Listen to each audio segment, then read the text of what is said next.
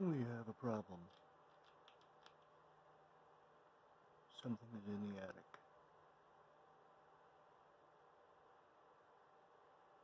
And I think you just heard me talking. Now it stopped.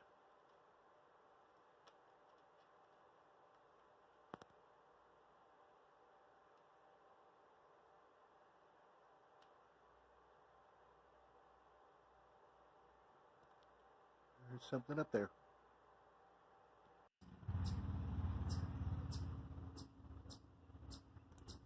That is a crybaby.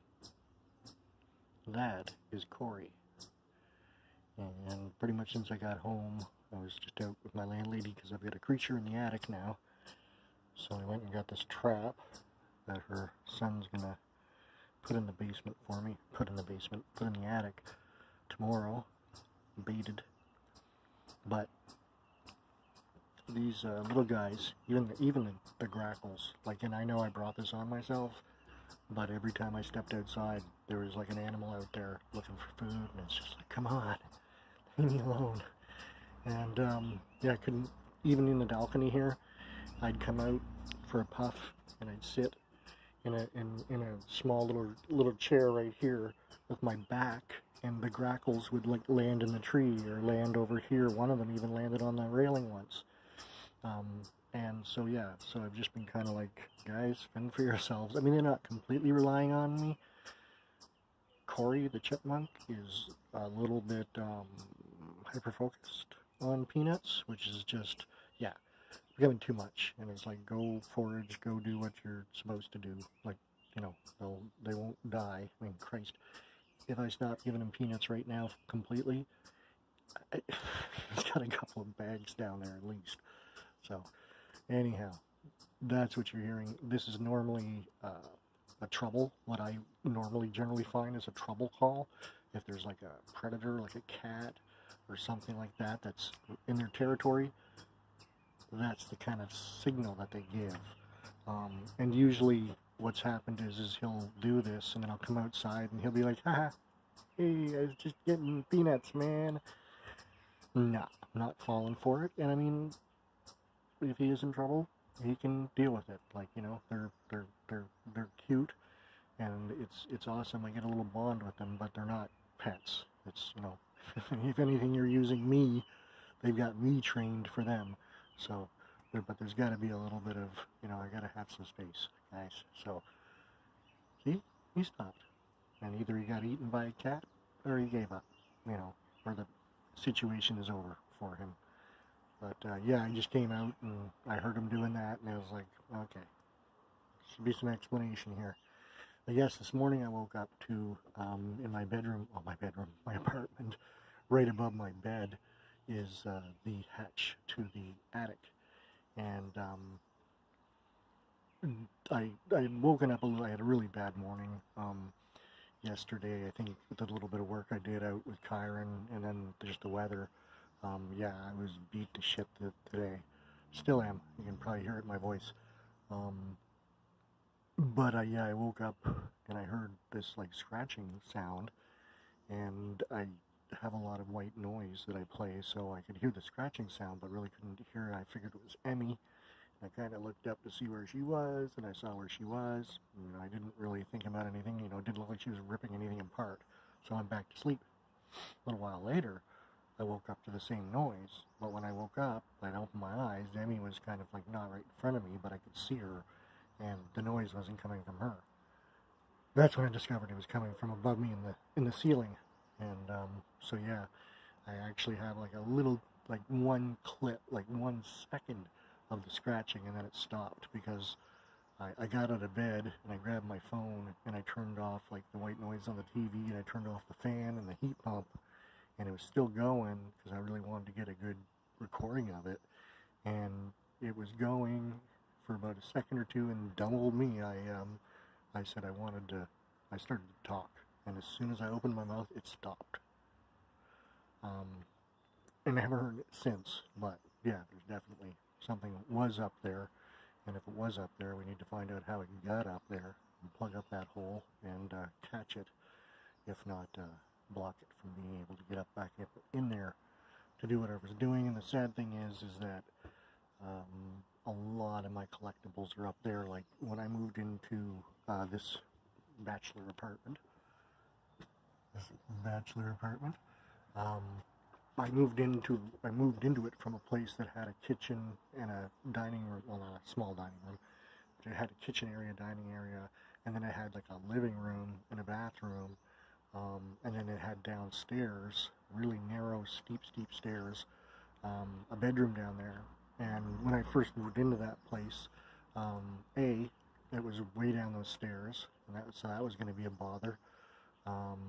And B, I didn't, like, you know, basements are always going to run a dehumidifier or humidifier, and it's just, yeah, we didn't want to sleep in a basement. I'd done that in my old place that I was renting, and didn't want to go back to doing that. So, anyways, that bedroom became like a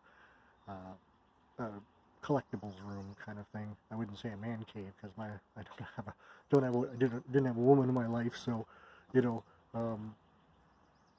yeah, it wasn't getting away from anybody. It was just a place to put a lot of my collectibles. When I moved in here, I did not have that space for all of that stuff that's in that room, so it is all above, and it has been there since I moved in. I've checked in on it here and there. I've, you know, grabbed some things every once in a while when I've been up there to check. I'm like, oh man, this is so cool, and I'll bring it down. And there's so much cool shit up there, and that's the other worry now, is that if there's a critter up there, if they've ate through, shit on, pissed on, yeah, it's, I mean, and you know, kind of the longer I keep it, the more potential value it can accrue. And I have looked at some of that stuff, like online, and some of it is, you know, definitely double what I paid for it, sometimes triple. Some of them are pretty, you know, well up there, and that was the idea, was to keep these things until I was this age or a little bit older, and then not even if I needed the money, but I could just, you know, start selling them off, you know, and have an extra income coming in of the collectibles that I bought all these years ago. But if they've been destroyed by an animal, critter, or whatever, then that sucks. There's not much I can do.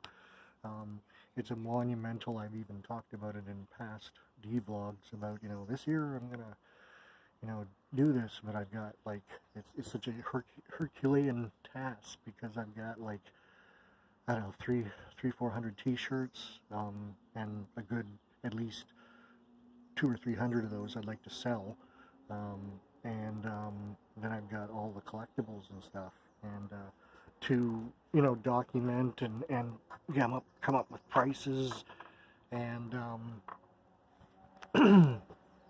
you know, get it all online and keep track of it, and I know that some people, and it is the way, like, I've looked into, you know, how should I approach this, and it's like, we'll start off small, and it's like, if I start off small, it's going to be, you know, 8 or 9, 10 years before I even get done selling all the stuff. Like, there's a lot of shit, right?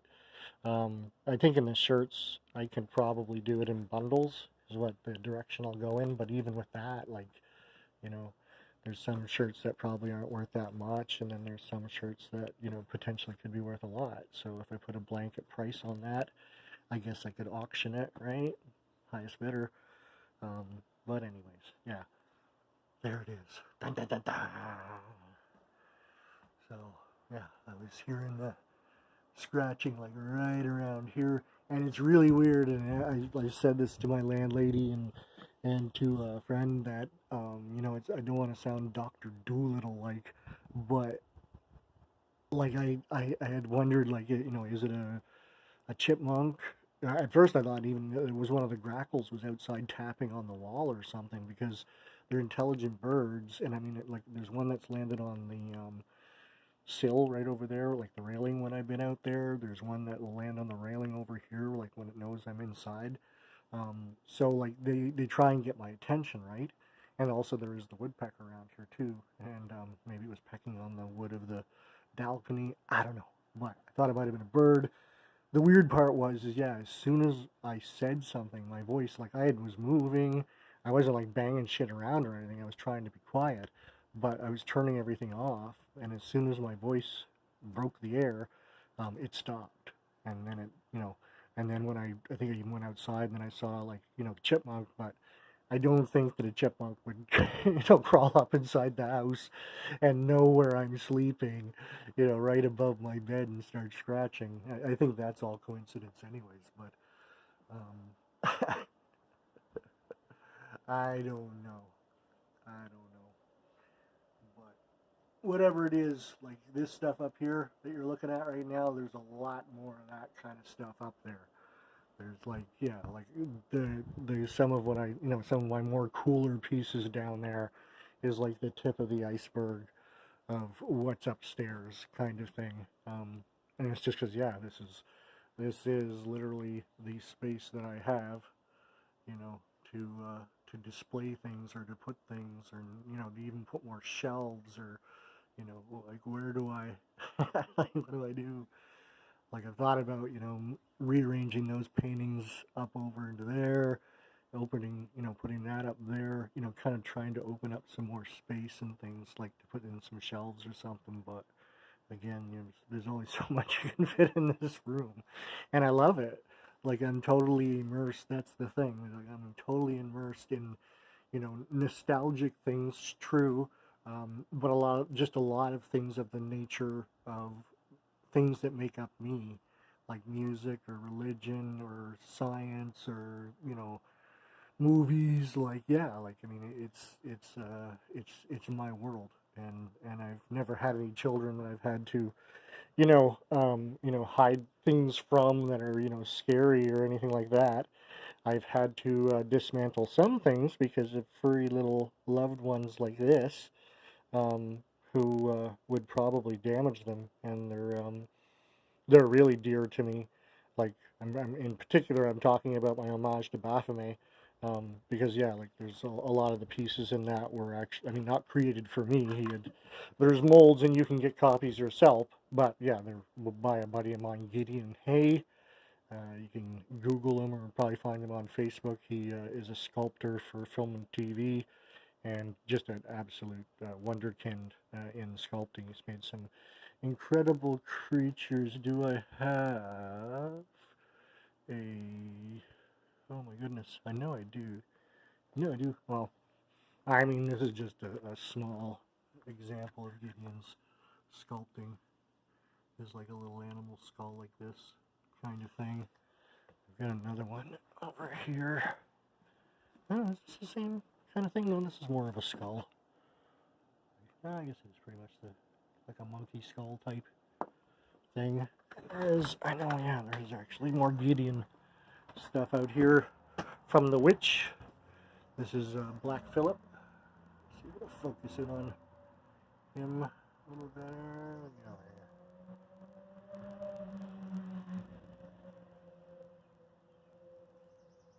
Yeah, that's cool. And then he also did that as well. So he's an awesome sculptor.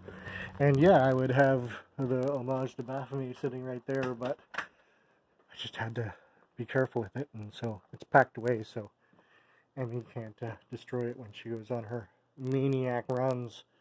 And anyways, that's what's going on. It all started off with a chipmunk outside and comes into my collectibles. But yeah, it is all tied into what happened in my attic this morning. Stay tuned, because we'll get to the top of this at one point or another. Like, subscribe, and share, my friends. Please help. It helps the channel so much.